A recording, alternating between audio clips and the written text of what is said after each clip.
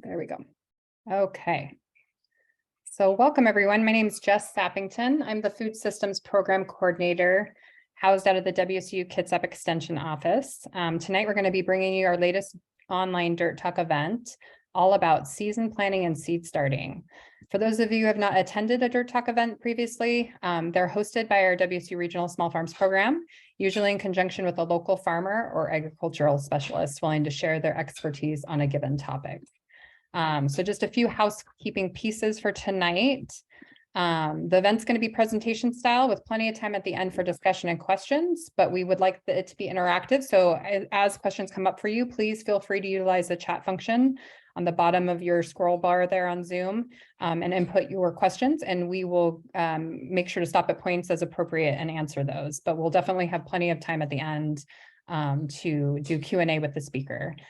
So with that, I'm going to go ahead and introduce Laurel Moulton. She's our Regional Small Farms IPM Specialist. She's with us tonight, and she'll be introducing the topic along with the speaker. Thanks, Jess. I have the pleasure of introducing today's speaker. He is Marko Colby, co-owner of Midori Farm. Marko started Midori Farm with his wife, Hanako, 15 years ago on leased land in Port Townsend. In 2013, they were able to purchase 29 acres in Quilcene, where they continue to grow and steward the land today. Marko and Hanako are known for their beautiful plant starts that they sell in the community, providing varieties of vegetables, herbs, and flowers that they have selected over the years for their ability to thrive in the Pacific Northwest maritime climate. They sell vegetables and fruits from their farm through a CSA at the Port Townsend Farmers Market, the Chimicum store, and at the Port Townsend Food Co-op. They also have a line of sauerkraut and kimchi that they make from vegetables grown on the farm and sell across the Olympic Peninsula. Since Marko and Hanako work as a team, this is the first part of a two-part series. Today, Marko will talk about the process he goes through for planning out the growing season. And on May 2nd, we hope you'll join us from 2 to 4 p.m. for a farm walk at Midori Farm, where Hanako will show you how she manages the greenhouses, schedules seed starting, and makes sure seedlings are ready for the planned rotations and for selling plant starts to the public at just the right time. With that, take it away, Marko. Great. Well, thank you, Laura. I'm Marko, and I think what we're going to do today is have kind of the presentation broken up into two separate things. One is just kind of a PowerPoint presentation to help kind of organize and contain the information, and then we can switch back and forth between the PowerPoint and some Microsoft Excel spreadsheets that we use for our crop planning. And, you know, not knowing where everybody's at as far as their understanding of vegetable farming, some of this might be beyond your understanding, but some of it might be like really elementary too. So I'm just kind of going to cover the basics of what we do on the farm for growing seed. I'm going to start off by, well, I'll see if I can toggle here on the my PowerPoint. There we go.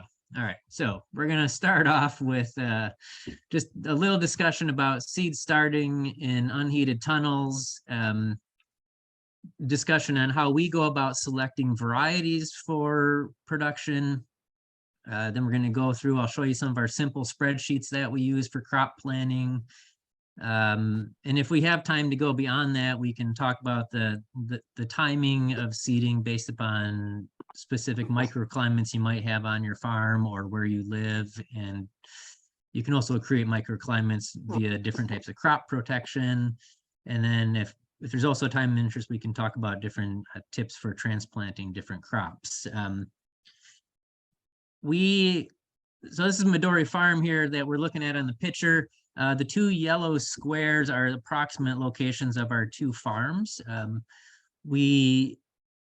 We own 30 acres and we lease another 15 just next door.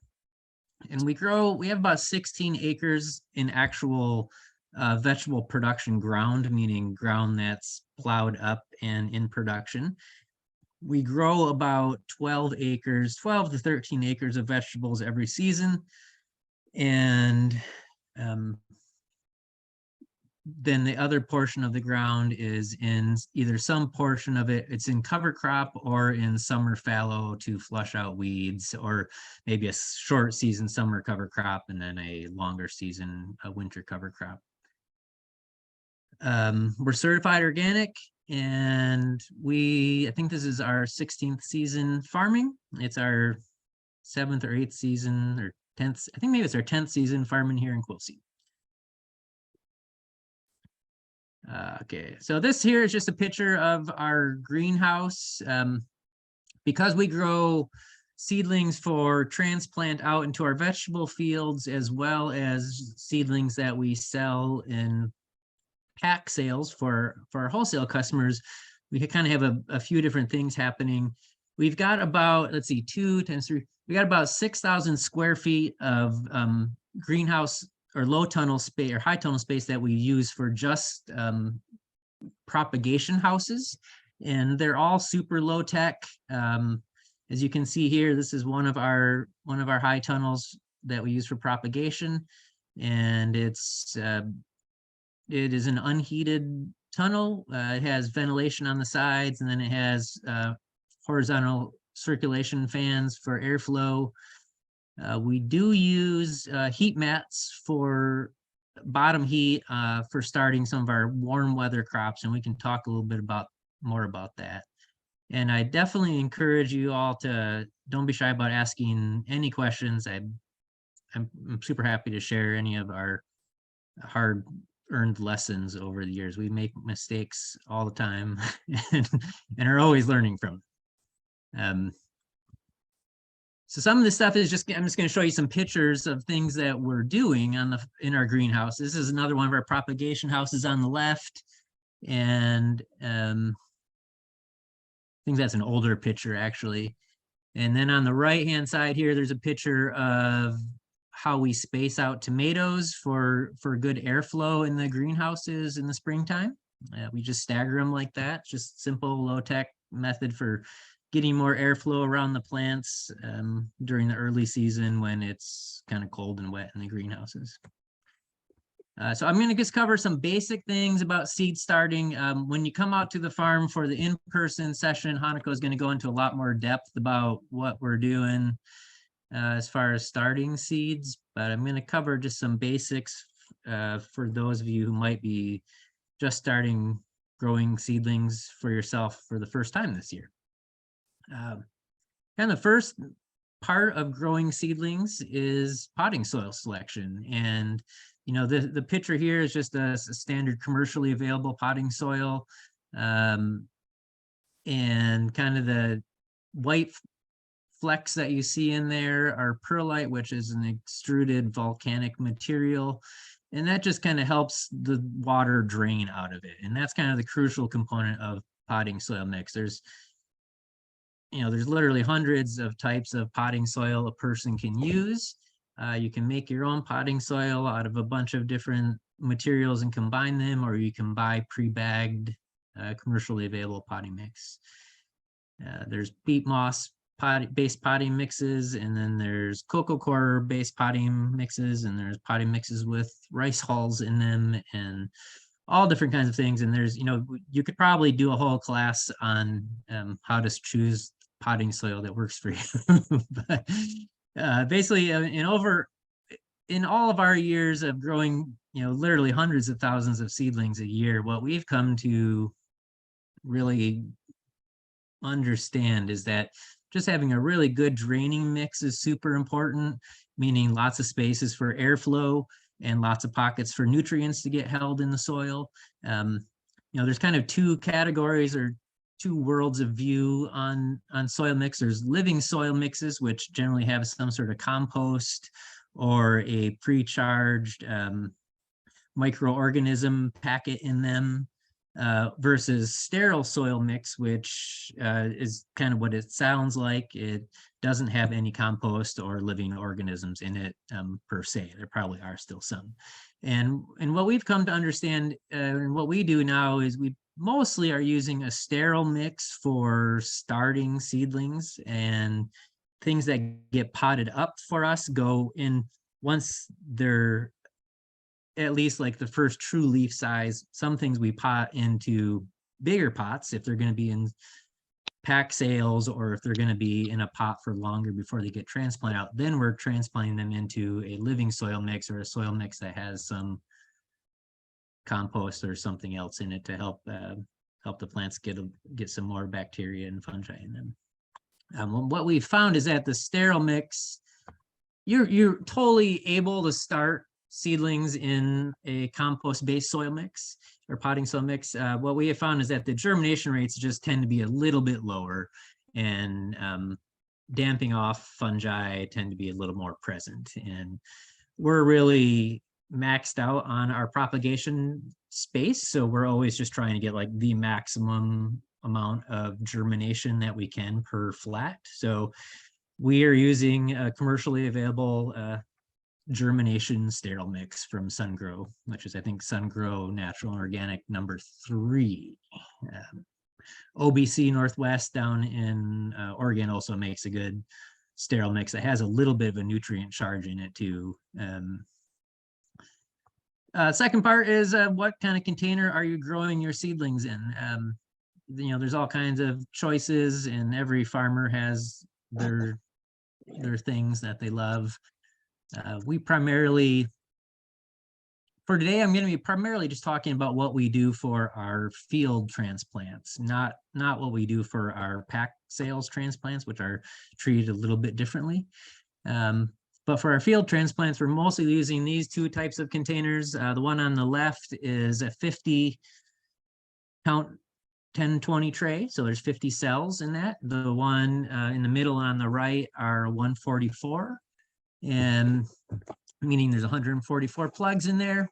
And the one on the right, the 144s are a specific type of tray that we really love, called PropTech trays. PROPTEC or TEK, I'm not sure.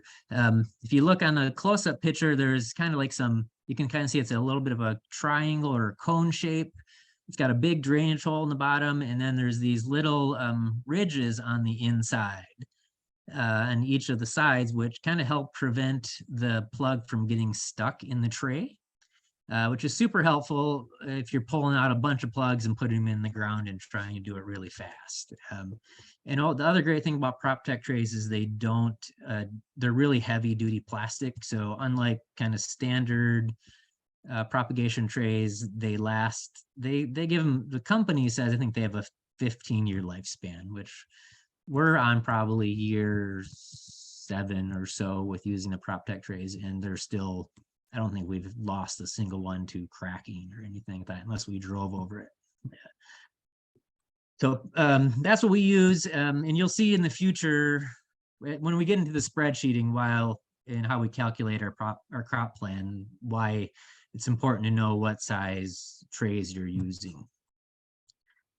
But it is, we choose the trays that we're using based upon what the crop is that we're growing, and then how long that might be in the tray. So in general, most crops that we start in our greenhouses and transplant out are about 4 weeks from the time it gets seeded to the time it gets transplanted. And generally the 144 is nicely filled out in about 4 weeks. And that's kind of why we've chosen that kind of number. Everybody's going to have different systems that work for them, but we're for the most part transplanting stuff out about 4 weeks after it's seeded. Different crops might need a little more root to grow, root space to grow, and a little more nutrient to grow, or they really don't like having their roots compacted at all or ingrowing, like cucurbits, for example, cucumbers, pickling cucumbers, any kind of cucumber or winter squash, basically. And then crops that are slower growing, we'll put in the 50 count trays as well, like tomatoes or peppers. And that just gives them a little bit more nutrient charge while they're living in the soil because they're slower growing. Just a little note on watering.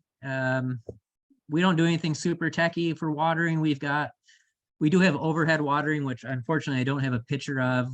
We use Netafin misters for kind of longer, or not really necessarily longer, but if we're going to water the whole greenhouse, we use Netafin spin nets.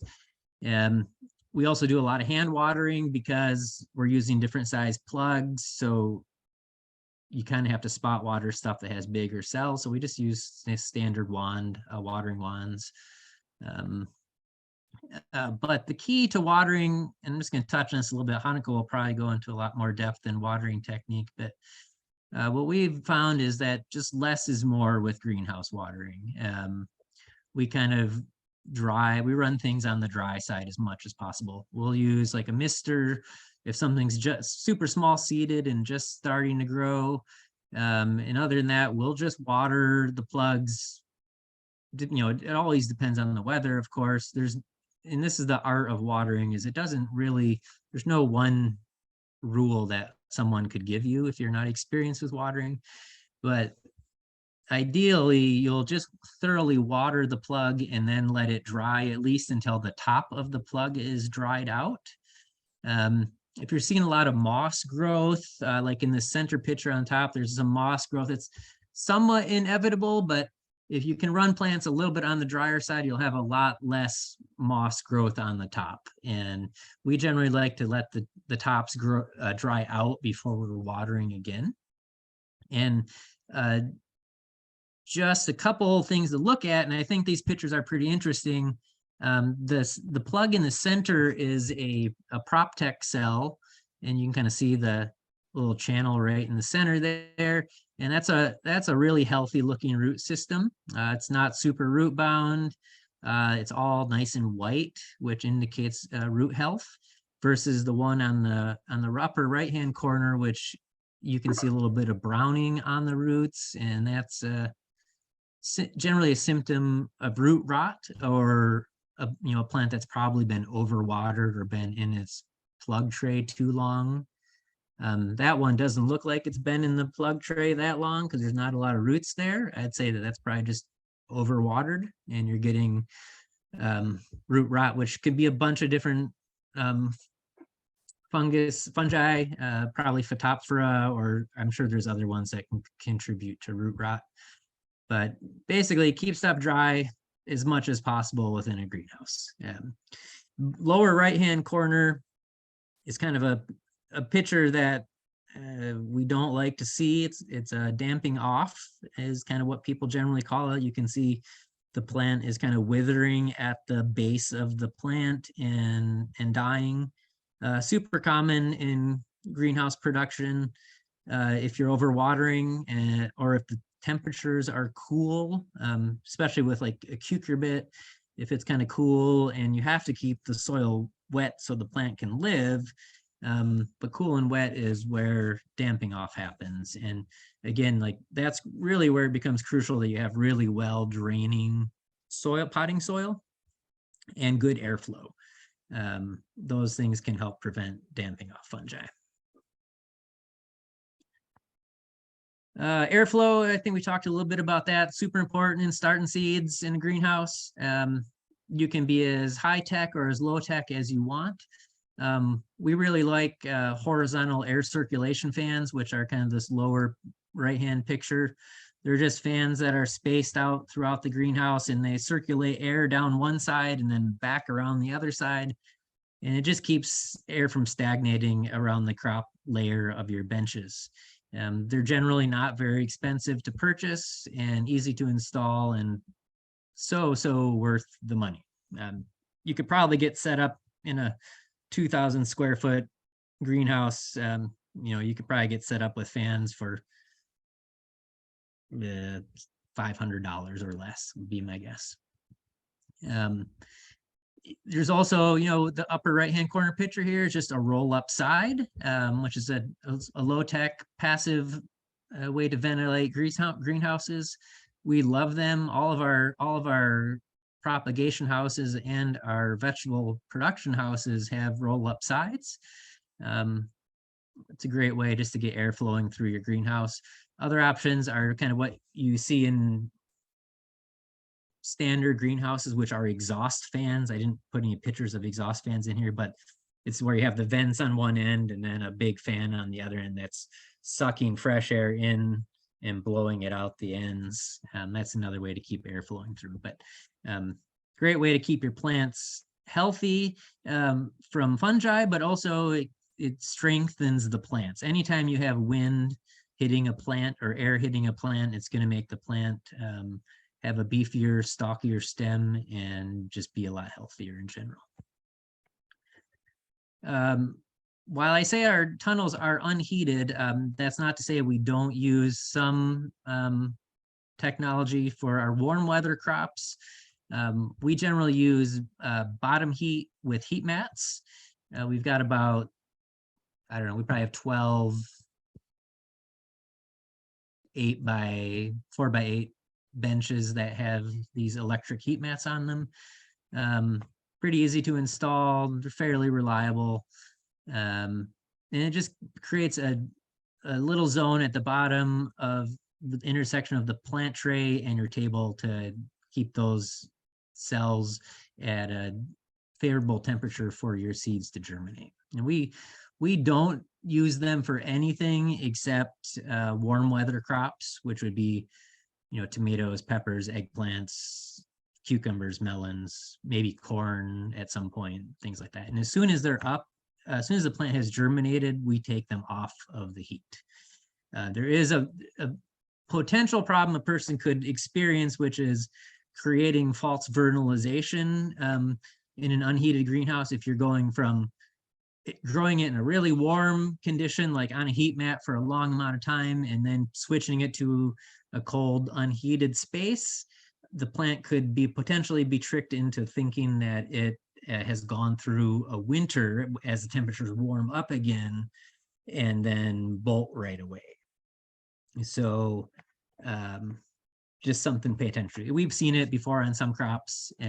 So you gotta kind of be, we don't leave plants on heat mats for a very long time because the rest of our tunnels are unheated. I hope that makes sense.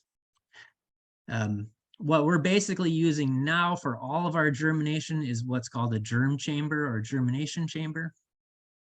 I didn't put any, ours is a little bit different scale than what's pictured here. But essentially what a germ chamber is a dark, warm space. It can be anything from a refrigerator or a converted freezer that you keep at kind of ideal germ temperature for all seedlings, which I think ours is mostly, kept at 70 degrees.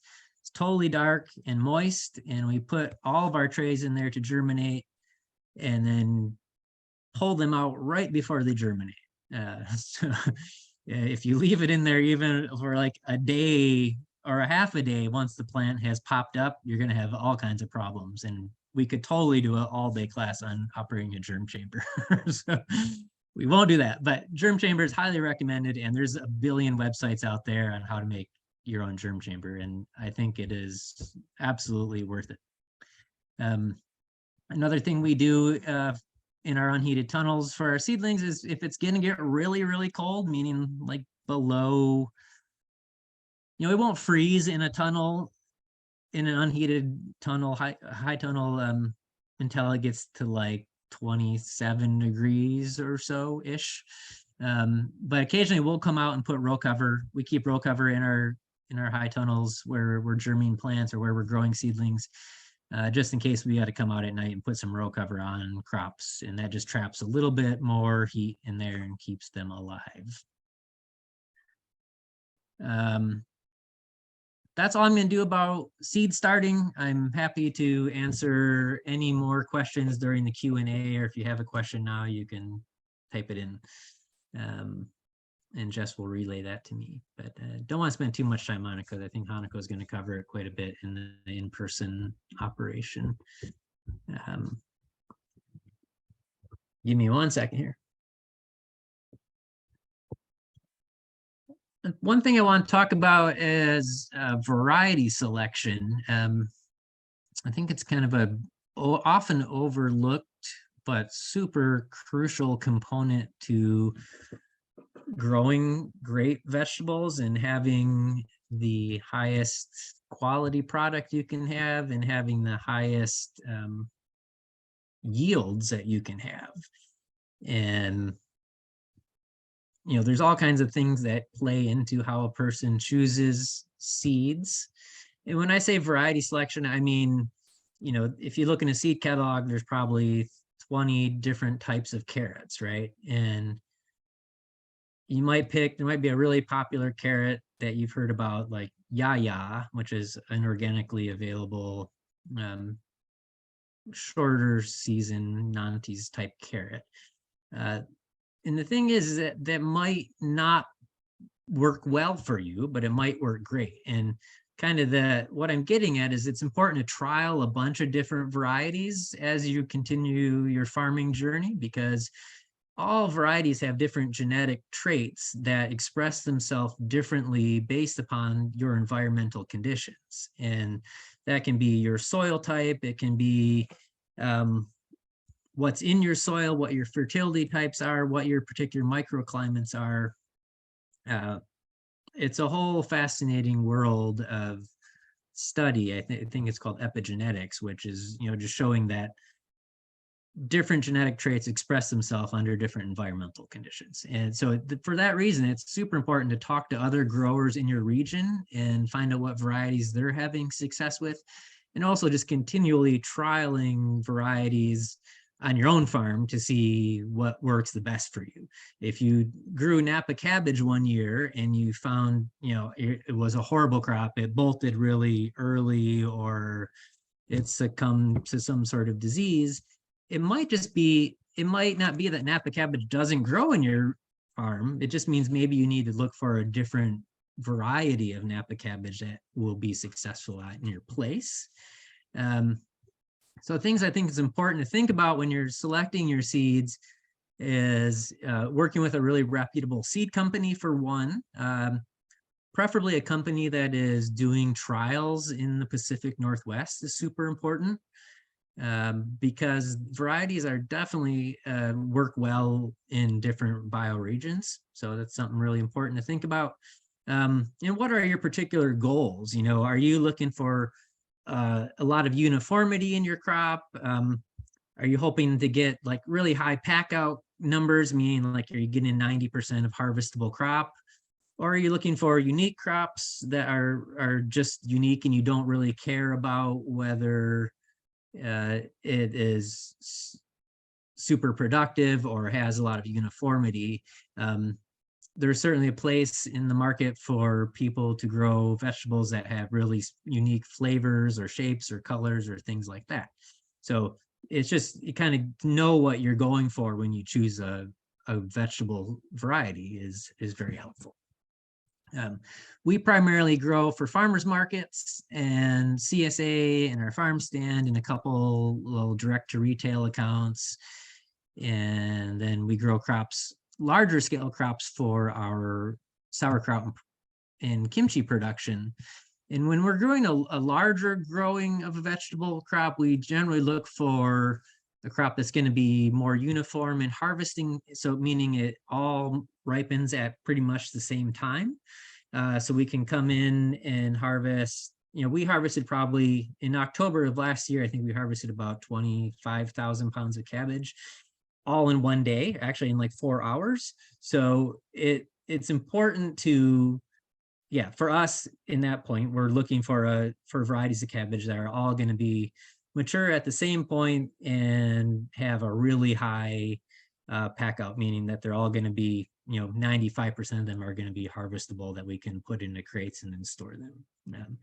But for someone who's a fresh market grower, you might have a bed of cabbage and you want to harvest it over a period of 4 weeks. And if that's the case, you're going to probably choose a crop that is listed to have an extended harvest window, or a lot of OP varieties or open pollinated varieties have more variable harvest windows. So you could be harvesting that bed of cabbage for 4 weeks in the field before they start to split or something like that. So we kind of use a combination of both, because we have a lot of different things that we're growing for.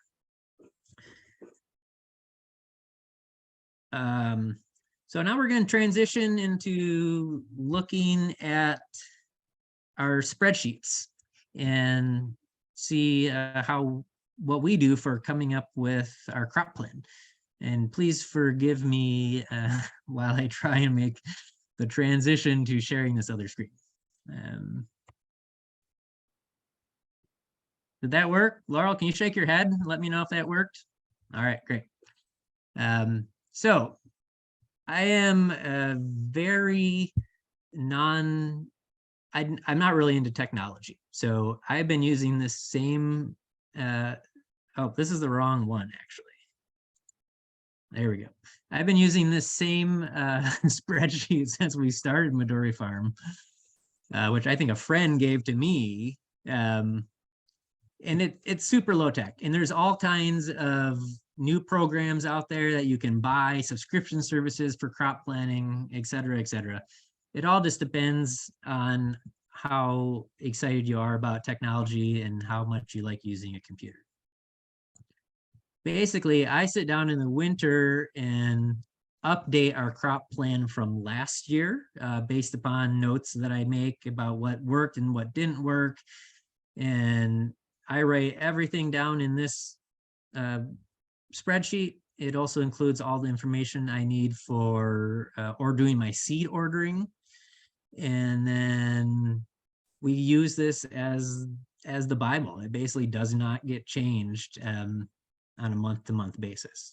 We just look and see what's getting planted this month. That information gets transferred to the greenhouse crew who is starting the Marko, seedlings. sorry, really Yeah. quick, when you said this wasn't the right one, nothing changed. So we're seeing a rotation map as You're seeing the rotation map still. Okay, yeah, interesting. so you're All right, gonna well, probably want to unshare and then reshare maybe there we go. does this one say basil on the top corner? Yep, you're good. Okay, great.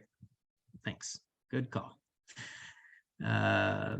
So let me scroll up to the top here, and I'm just going to explain what we do and how I use this document. And if anybody is interested in getting a copy of this, I'm super happy to send you a blank copy of this Excel sheet. I don't even think it has any of the programming in it anymore because I'm not really great with Excel, but you could reprogram it. But basically, the top, I'm just going to go across and explain what these words are at the top. Crop is just the crop that we're growing. DS or TP stands for direct seed or transplant. Direct seed is crops that we're just seeding directly into the field. Transplant as crops that we're growing in the greenhouse and then transplanting out. Next column is number of beds, meaning the number of beds we're going to seed at that time. Seeding date is the time we're going to seed it. DTM is days to maturity. Flat cell count is what size flat we're going to use for that seeding. Flats per bed is the number of flats that we need to seed for that bed. For a frame of reference, our beds are 250 feet long. Total number of flats is just that, total number of flats we need to seed. In-row space, inch is just a number that how far the plants are in row. And that is, it's mostly just a number to help me calculate how many seeds we need to order when we're doing the seed order. Seeds per bed is just how many seeds we need per bed. Total seeds is an approximation of how many seeds we need to order for that planting. Other notes column is just like, they're probably illegible to you. They're just notes to myself about like where it's going or if we need to make some change. et cetera, et cetera. Variety is just the variety of that crop that we're going to grow. Source is just how I indicate where we're going to order that seed from.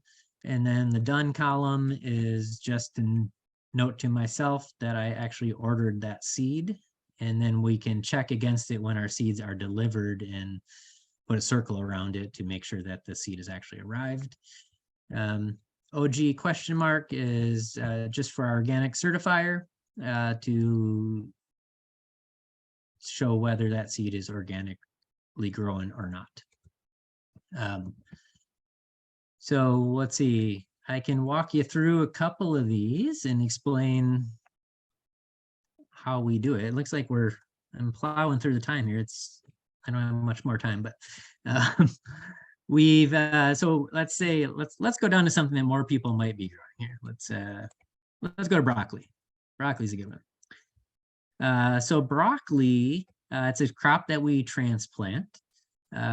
We generally grow one bed at a time because we're not wholesaling it. We're just growing it for fresh market sales.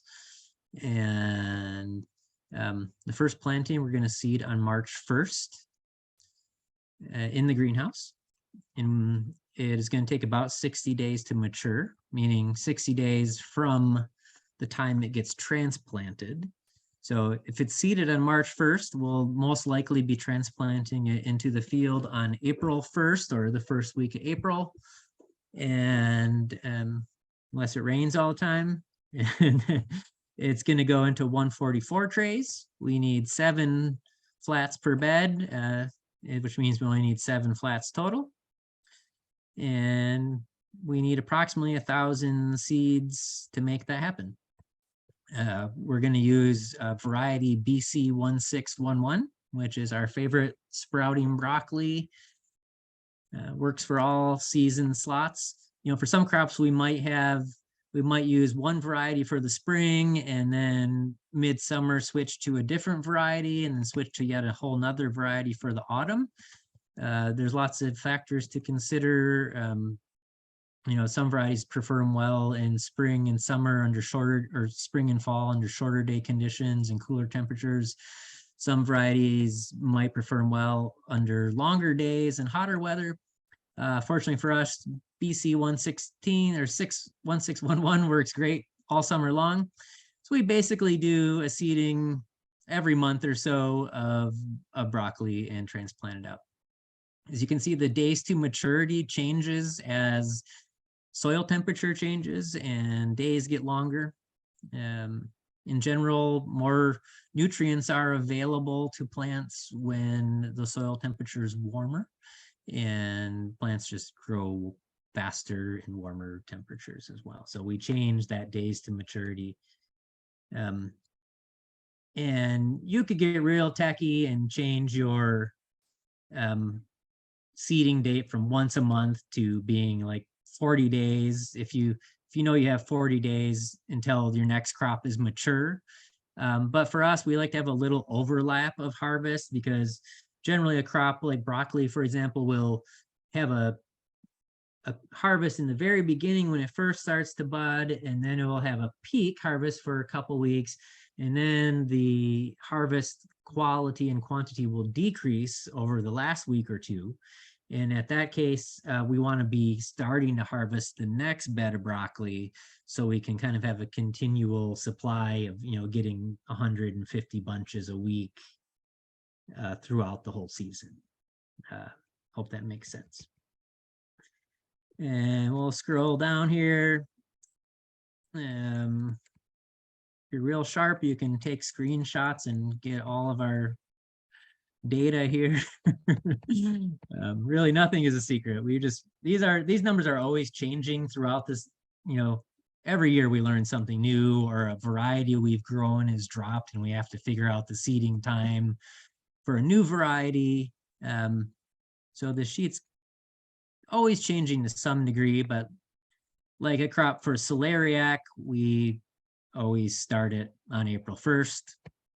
It's always ready for about like 4 months after transplanting, regardless of the variety.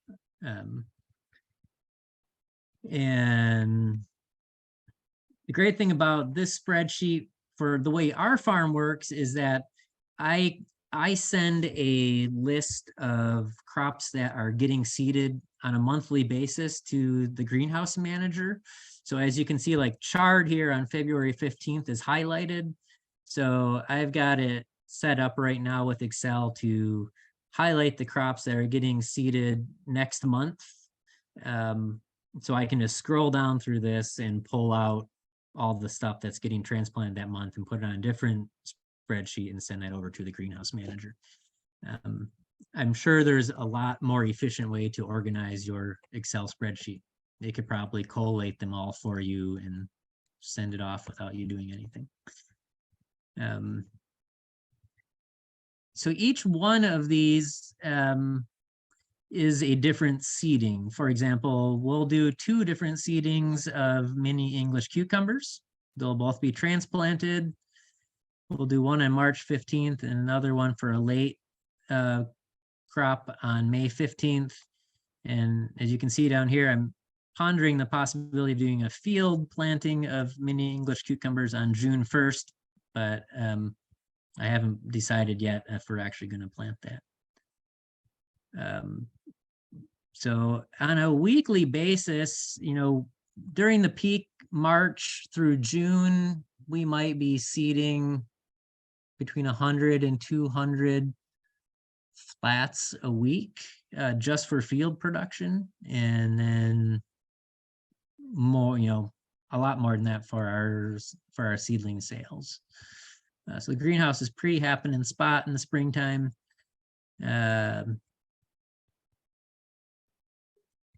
See if there's anything else interesting I can tell you on here. Really quick, Any Marko. questions yet? Not in the chat, but I do have a quick question. Yeah. You mentioned that you'd be willing to share this as a template. Mhm. I would love to send it out as a follow-up with the link to the video for folks as a resource. But I'm Mhm. curious, did this evolve based on what you guys, I mean, you said you've been utilizing it for quite a while and updating it, but where did you originally, were you given this from another farmer that you Yeah, met, or- my friend Sebastian gave it to me a long time ago. I've since totally changed it, so I don't think Yeah. there's any proprietary claims to it anymore. He had a bunch of different, let's see if I can show you some of the other features here. So it's got the planting calendar, which goes through, you know, the whole season of seedings for all of our crops. And then the only features I'm really using these days, and this is probably all I would send without getting Sebastian's permission, because I think some of these other ones do have programming that he uses. But we use the planting calendar. I use this tab here. Oh, that's not going to show up for you, is it? Yep. You see that? Did you see that switch? Yeah. Okay, yeah. So this is just another tab that I use for calculating our wholesale crops. And again, there's nothing fancy about this. It doesn't, I don't think it even does any calculations. I do a different one for our allium planting plan because we generally order the seeds earlier and seed them earlier. So it kind of gets its own little tab. And then I don't think I'm really using any of these other ones anymore. I do just another little spreadsheet for our potato planting for my potato seed order. Yeah, so that's it. So nothing really high tech, and you could do this on a piece of paper if you wanted to. But I think the crucial component to this is just wrapping your head around what the window is that the crop is going to be productive and when you need to do a second or third or fourth or fifth planting of that crop in order to maintain a continual supply of that, if it's something you're interested in. You know, for example, with green beans here, row 14 or column 14, some people might just want to grow one bed of green beans and be done with it. For us, we like to have a continual supply of green beans, and generally from July, mid-July until the end, beginning to end of September, depending on the weather. So we're seeding a bed of green beans every week. and we generally pick, if everything is working properly, we'll pick a bed once and twice, and then be on to the next bed. And the reason for that is that green beans are super labor intensive to harvest, and generally everybody kind of hates harvesting green beans. So we try and just harvest them when they are flush with beans and be done with them. And I also kind of treat it as a cover crop. They're nitrogen fixing legume. So, and we have a lot of space, which is really, we're fortunate that we're not short on growing space. So we can dedicate a whole block to just growing green beans and do a fresh bed every week. But yeah, that's that one. Let's see, what else can I share with you here? I'm going to share with you our greenhouse rotation maps, which are also super low tech, and just kind of basically make a little map on Excel. And I have 2 years of production on the map, because covered space for growing crops in the ground is fairly limited for most farms. We don't have a real good crop rotation. That being said, you're able to control disease a lot better in greenhouse tunnels, because they're not getting rained on continually. And we're heavily composting our tunnels, which also helps control disease. So we generally have a 2 to 3 year rotation on most crops that we're doing in tunnels. And so that's all I'm tracking generally, is a 2-year cycle on our high tunnels for field production. And we are oftentimes doing 2 or 3 crops a year in our greenhouse spaces. It's super high value real estate, so we're flipping tunnels as quickly as we can to get the next crop in. We can look at, we'll look at north, this column here, number 9. It's just an abbreviation, AGBGH, which is just the name of that greenhouse, Elma J Big Greenhouse. And we have the first column here is the crops we grew in the spring, and each block is a bed. The beds in this greenhouse are 140 feet long. So we did radish and hawkeye in one bed. We did direct seeded arugula, direct seeded spinach, and pea shoots in the 4 beds in that greenhouse. It's a 20-foot wide greenhouse, and the beds are 5 foot on center for the most part. As soon as those spring crops were done, we switched over to mini English cucumbers and did mini English cucumbers in the summer last year.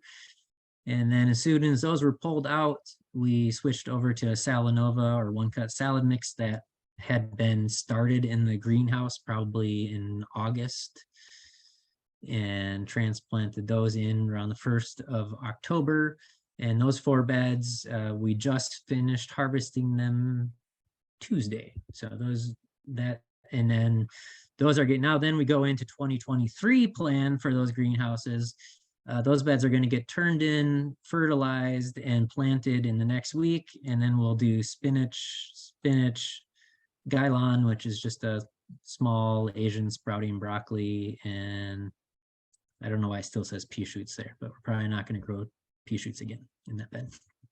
And as soon as those spring crops are done, we'll flip them over to cherry tomatoes that are already growing. And we generally like to have the tomatoes in by last week, April, first week of May.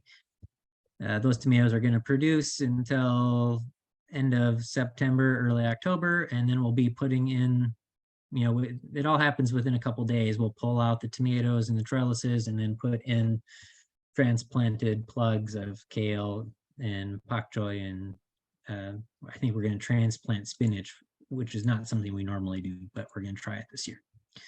We do that for all of our tunnels, as you can see. Not any real rocket science to it, just moving crops in and out as quickly as possible. We're composting and fertilizing with a bulk fertilizer mix. We generally soil test our fields, our tunnel and our fields every other year. So that gives us an idea of what our nutrient needs are, if we have salt buildups in the tunnels, which we haven't had yet, but is something that can happen. And what our organic matter is looking like, and just ways to kind of monitor what's happening in your tunnels. And that is all tunnel talk. And let's see, I have one more little Excel sheet to show you. This is just how we keep track of what we're growing on our farm, so we can have a healthy crop rotation. Are y'all seeing rotation map? Laurel, Jess, anyone? Yeah, we're seeing the rotation map now. Okay, great. So we've got, I think, 18 fields, different fields, that are all approximately like 2/3 of an acre or maybe a little bit more. And we just gave them names, kind of based upon where they are on the two farms or other unique characteristics. And we just go down like the peat field, for example, year by year. And that way I can come back to this in the fall or the winter of each year and look like 2023, we're going to grow celery and celeriac in the peat field. And I know we, well, we did grow an umbelliferae crop in there in 2021. We did beets and carrots out there. So it's not a huge rotation, but that's not a crop that I really worry about pest or disease buildup with celery or celeriac. I probably wouldn't grow carrots, in 3 years in my rotation. The crops that we really pay attention to having a really long rotation for are brassica crops and carrots for rust fly control, and alliums of all sorts, onions and garlic, both, due to white rot and pink rot control. Other crops, in solanaceae to some degree, I wouldn't grow potatoes close together.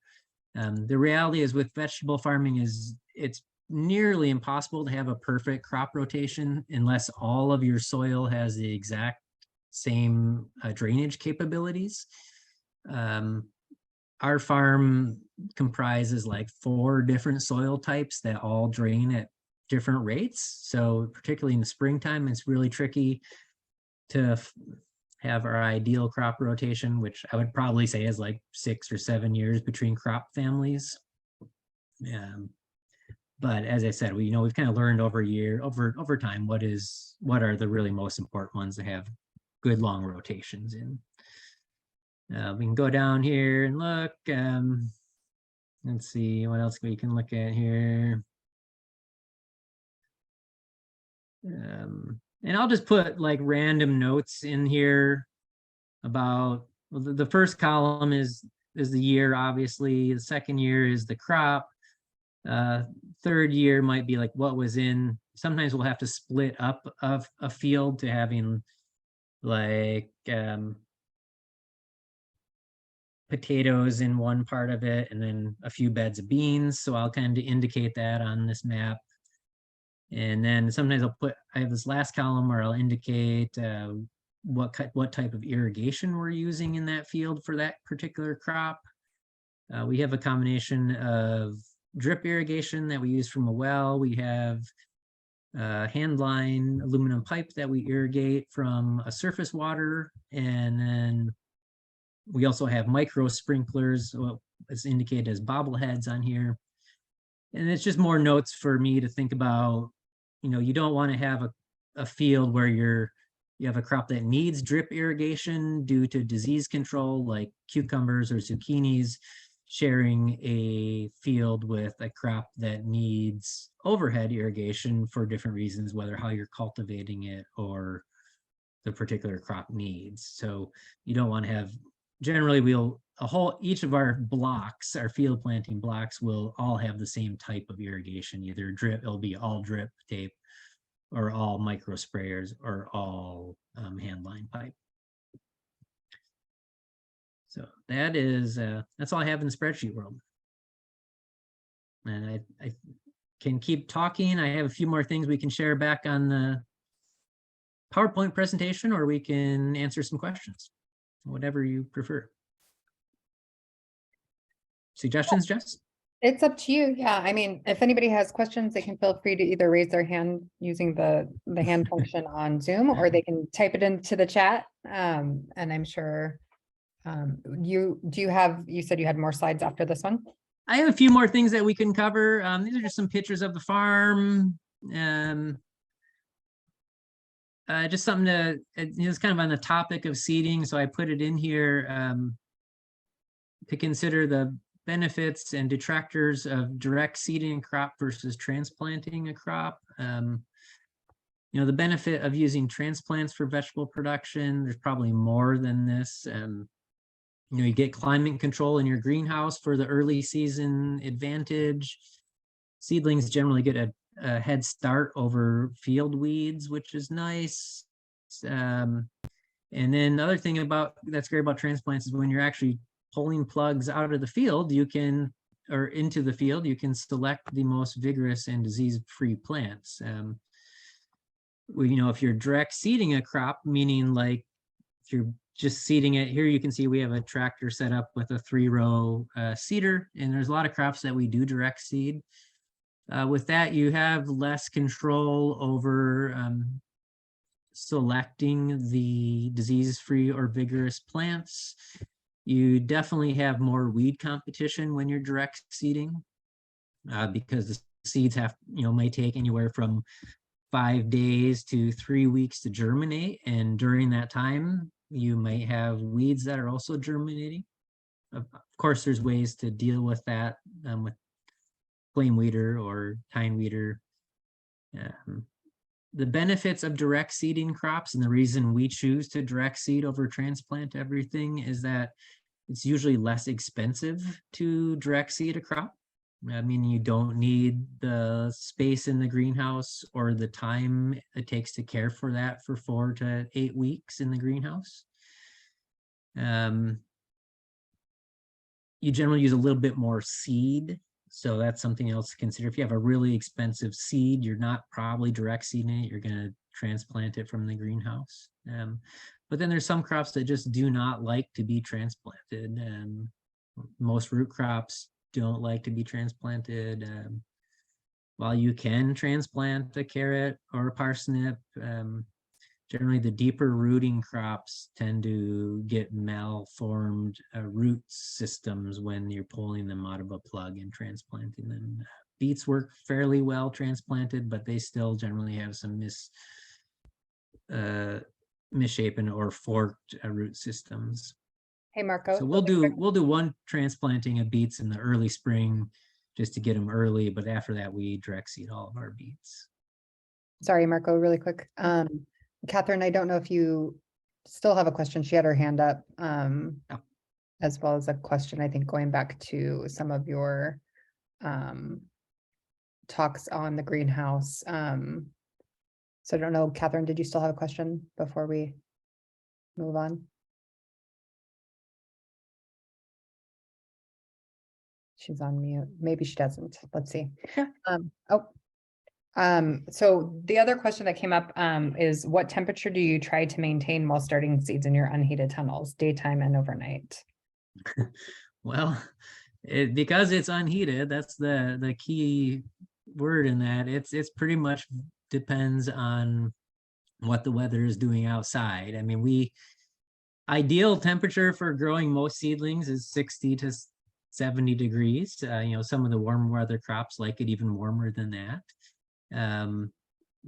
But we shoot for 60 to 70 degrees basically, and it's all manually controlled for the most part. So we're opening up our doors on the ends, we're cranking up the sides once it starts to get warm in the greenhouse. And then once the season goes on, because we have 3 propagation houses, we start to delineate which crops go into which greenhouses. So we might have one greenhouse that has all the hot weather crops, and we'll keep that one maybe shut down a little bit more and not put shade cloth on it right away. versus the greenhouse number 2, which might have more cool weather crops like brassicas and lettuces and things. And that will try and can keep at a little bit lower temperature. And the only way we do that basically is having more ventilation, meaning we roll the sides up higher and open the end doors up more. And then we use shade fabric, which is easily available at greenhouse supply stores, and that just blocks a certain amount of light from being transmitted into the greenhouse and keeps it a little bit cooler. So we also use different gradients of shade cloth depending on what crops we're growing in the propagation houses. Yeah. And what about relative humidity? There's a follow-up question to that, and wondering what you think is ideal.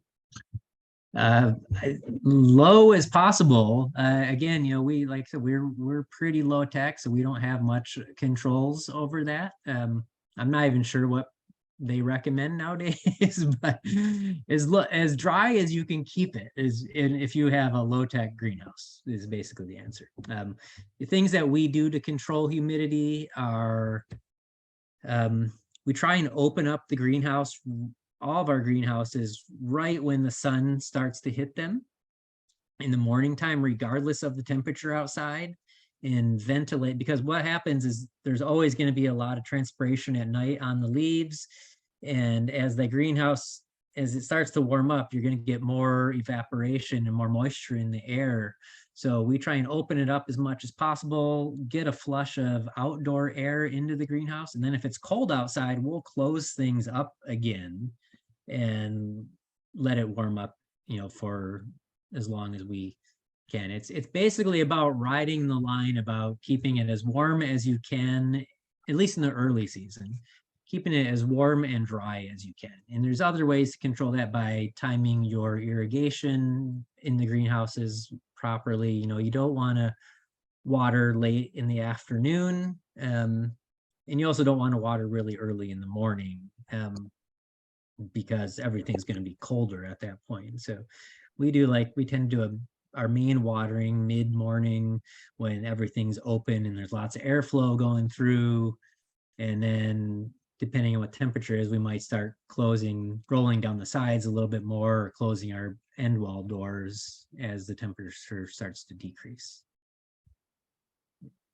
And what about, I know you mentioned being willing to share the Excel template. There's a question in the chat about wondering if it's possible to get a copy of the planting schedule that you're using. It seems to throw some folks, the actual planting schedule itself. I had never thought about that. I mean, I think we could do that. Yeah. I mean, it's all, yeah, it's just based upon our particular microclimate. So it might not totally relate to you and where you're growing at. But yeah, we'd be totally happy to share that with you as well. Yeah. Awesome. Thank you. I don't see any other comments in the chat at this point. So if you want to keep going.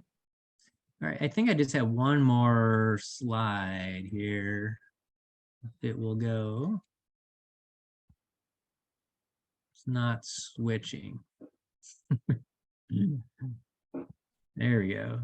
Oh, this is a picture.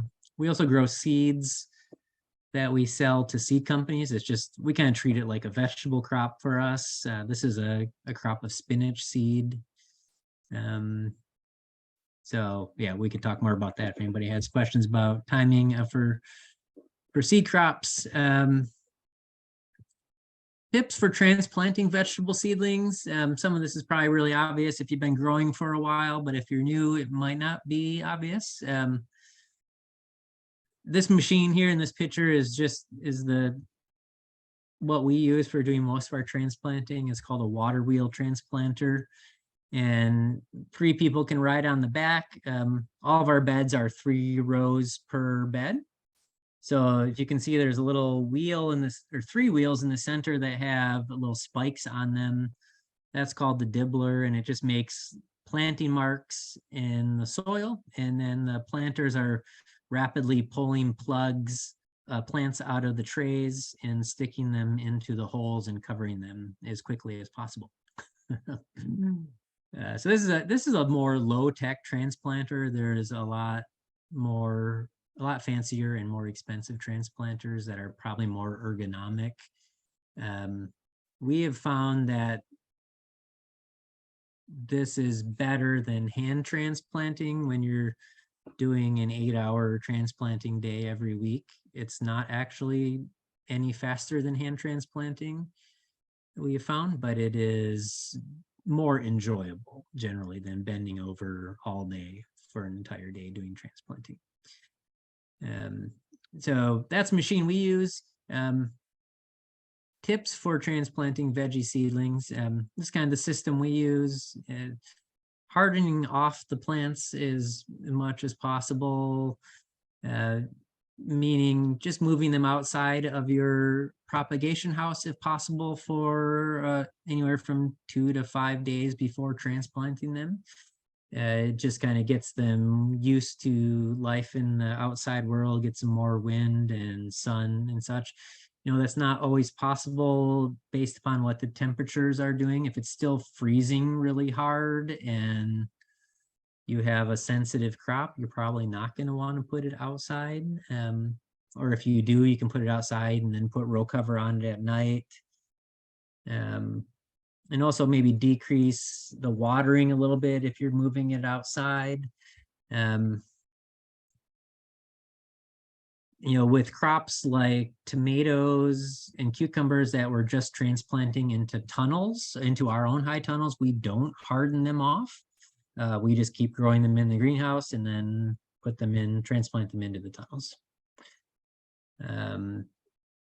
One key I would recommend, you know, when you're putting a plug from a plug tray into the ground, really crucial. We found we'll water all of our plugs just the morning of transplanting really thoroughly, more heavily than we would if they were in the greenhouse, just to make sure everything is nice and wet, in case we're not able to get irrigation in the field on it right away. We generally don't plant things very deep. We're planting just to so the plug is going into the ground just at the top of the soil level. Of course, there's some exceptions to that rule. You know, tomatoes, you might want to put more deep. They can generally handle getting a little bit deeper planted with soil up on the stem. But a lot of plants are susceptible to soil-borne fungi, which will cause bottom rot, particularly lettuces. I know a lot of farms will actually plant lettuce plugs, you know, a 1/4 inch of the top sticking out of the soil. So as the plant grows up, the bottom leaves are up off of the soil even higher and less susceptible to bottom rot. Generally, we'll put water, irrigation water on our plugs as soon as we transplant them out into the field. And then kind of the last point to make is that some plants really do not like to have their roots disturbed, and some don't care or even really love it. Examples of that would be plants that don't care if the roots get disturbed are like brassicas. Most brassicas don't care what happens to the roots as long as they get in the ground. Plants that are more sensitive to it or are really sensitive to it are anything in the cucurbit family, like cucumbers, squash, melons. We do everything possible, and fennel would be another example. Radicchio doesn't like its roots messed with much.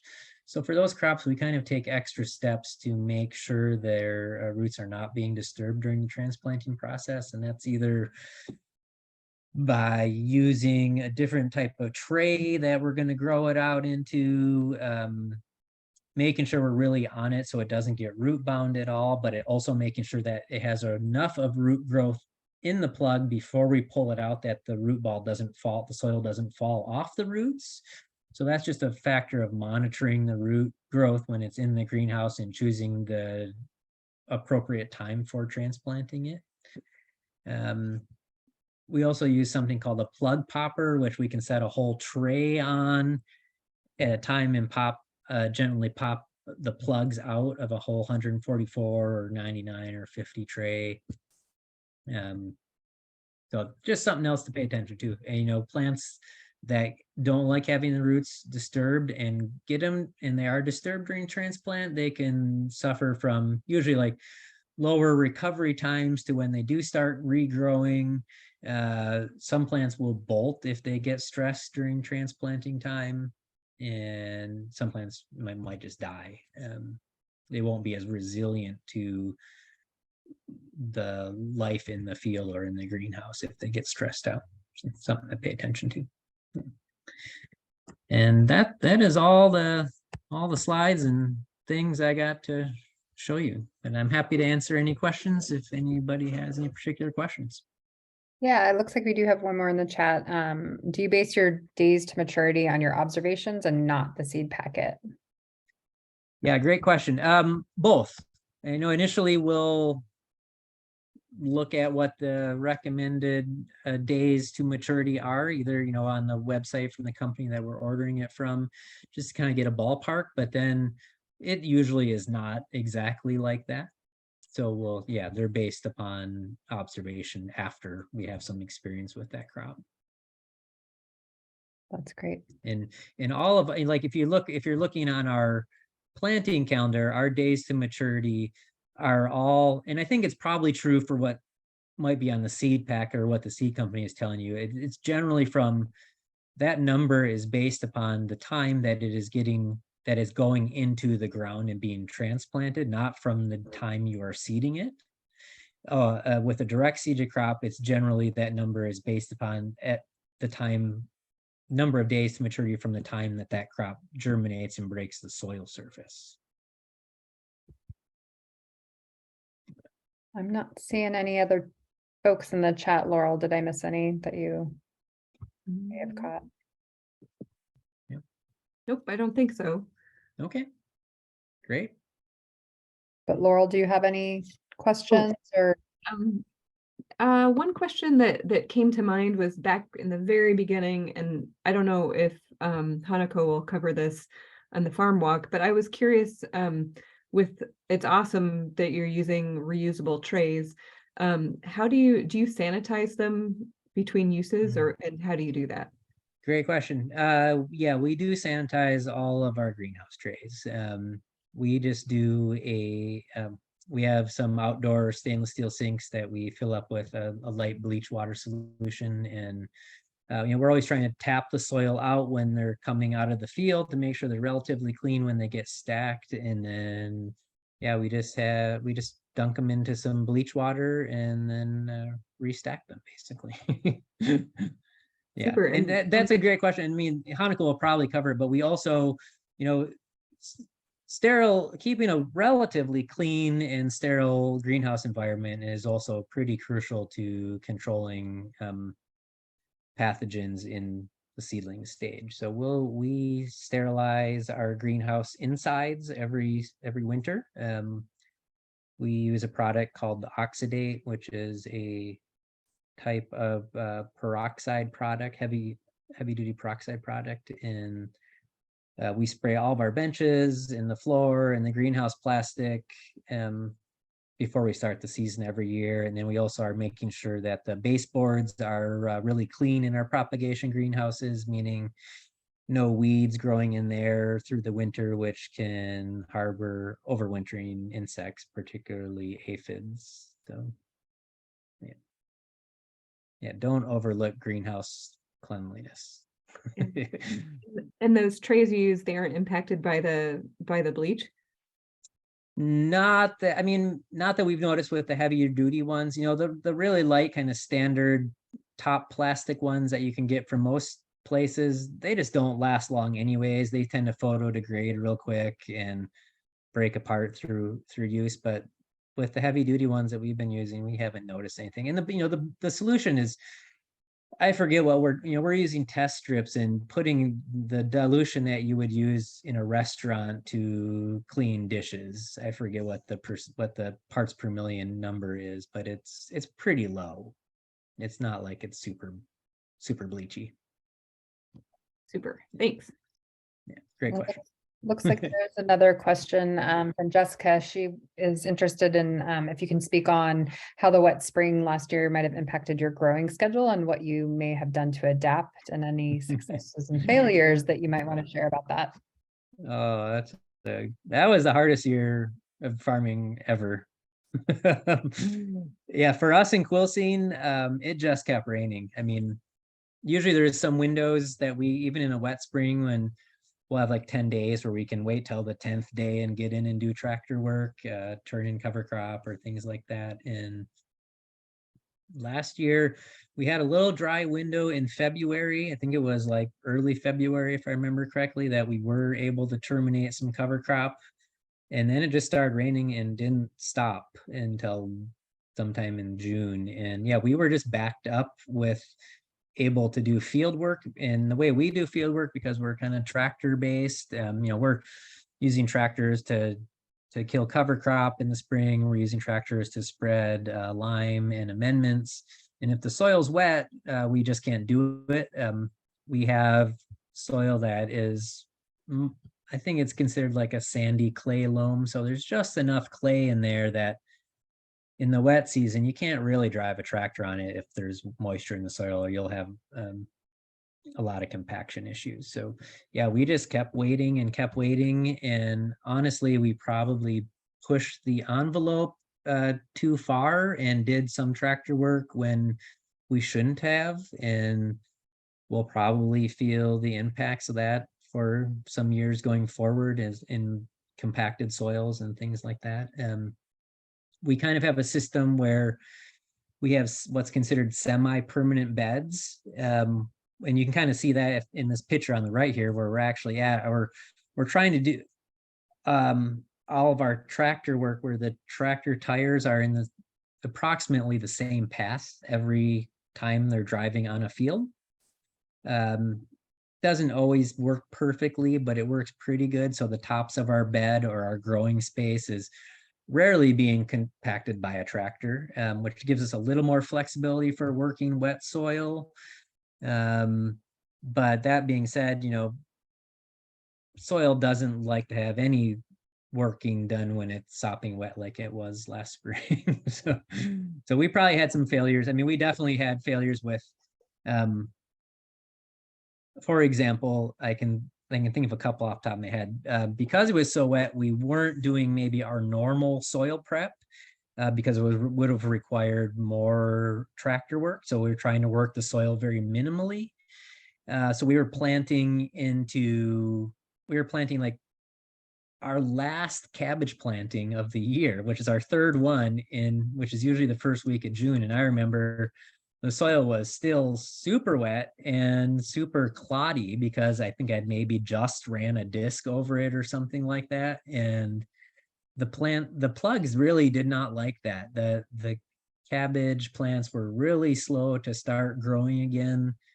And then also because of the cool, wet weather, the pest cycle was delayed as well. So that planting a cabbage, which normally we don't have to take any precautions against flea beetle, it was probably also that got demolished by flea beetle basically, and it never has before. It was probably because the plants were struggling due to the slightly wet, compacted, cold soil, and the life cycle of the flea beetle seemed to be delayed, at least in the Quilcene Valley last year, by like 3 weeks. So there was a huge flush of flea beetles at that time, and normally flea beetle pressure is starting to slow for us by that point, or the plants are growing fast enough by June that they can grow through the flea beetle pressure. So there was that, and yeah, there was kind of just all kinds of cascading soil preparation impacts of that weather. Yeah, we heard from farmers everywhere that it was a hard one. Yeah. But that being said, it was the nicest, driest autumn we have ever had. So it made up for it in some ways. Yeah. I don't see any other folks, but I do want to give a few more seconds in case anybody does want to jump in, because this is the time to ask questions of Marko if you have them. While we're waiting to see if anybody has any additional comments or questions, I am just gonna go ahead and put in the chat here. It's an evaluation link. So for every event or class or education offering we do, we try to do an evaluation to get your feedback. And so we would really love if you take literally 2 minutes to just hop on that link as you're jumping off, or when you leave this, click the link before you leave so that it'll come up. It'll also be sent out in an email with the link to the video and some of the resources that Marko is going to provide and send us after the fact so that you have them. But in order for us to be able to continue programming and get feedback from you guys so that we can improve upon the topics and the discussion, we would really enjoy if you could give us some of that feedback. I also wanted to point out, if you have not already, some of you I know probably made your way to this call tonight via either our Small Farms newsletter that you might be signed up for, or potentially our website. But I did want to put in the chat really quick in case folks have not been aware of that. We do have our list of classes and workshops and events on our website for Regional Small Farms, and I just plugged in the link there. You can go there, and at the very top it says join our email list, and if you want to keep up to date on upcoming classes, that's the list to get on, because it'll come directly to your email inbox and it'll have all the latest events that we're doing. Coming up on our schedule for Regional Small Farms, just a quick plug about those, is we have a couple food safety classes up in Jefferson County that you can sign up for. These ones are in person. There's developing a food safety plan on March 7th, good manufacturing practices and basics of sanitation on March 8th. And then we also are providing a produce safety alliance grower training up there. And that's going to be taking place on March 14th. And then as Laurel had mentioned at the beginning, this is Marko and his wife are graciously providing their knowledge on these topics tonight, and then also on May 2nd for an in-person farm walk on their farm. And so that has, the event registration has not come out for that yet, but that will be something that will get put up on our website soon as well. So make sure to go there and check that out, or sign up for our Regional Small Farms newsletter. Laurel, did you have anything else you wanted to add? Nope. Except that if you go to the Regional Small Farms website, there's just a lot of great resources if you haven't checked it out. Yeah, and I know that some folks on this call are from other counties. The Regional Small Farms program is Colum, Jefferson, and Kitsap, but we also on our website have a really handy tool that we created a couple years ago. It's a farmer technical assistance form. So if you're in one of our counties and you need some technical assistance, Laurel, for instance, is our integrated pest management specialist for our region. And so if you're experiencing a pest problem, she can actually come out and help you troubleshoot and give you resources. We also have a livestock specialist that can assist you, and we have other specialists in our area. So if you're a farmer in one of our counties, please utilize that function as well, because that's the easiest way to get a hold of us and get an answer fairly quickly. And with that, I want to thank Marko for joining us. I don't see any other questions in the chat box, but we'll go ahead, like I said, and send out all the stuff that he's going to provide. And Marko, if you wouldn't mind also sending the slide deck to include in that, I think that would be super helpful for folks. And we'll go ahead and send that out after the fact. Okay, I'll send that over to you. Thanks. Wonderful. Thank you so much, everybody, for joining. Have a wonderful evening. Okay, thank you all. Goodbye. Happy growing. Thanks, Marko.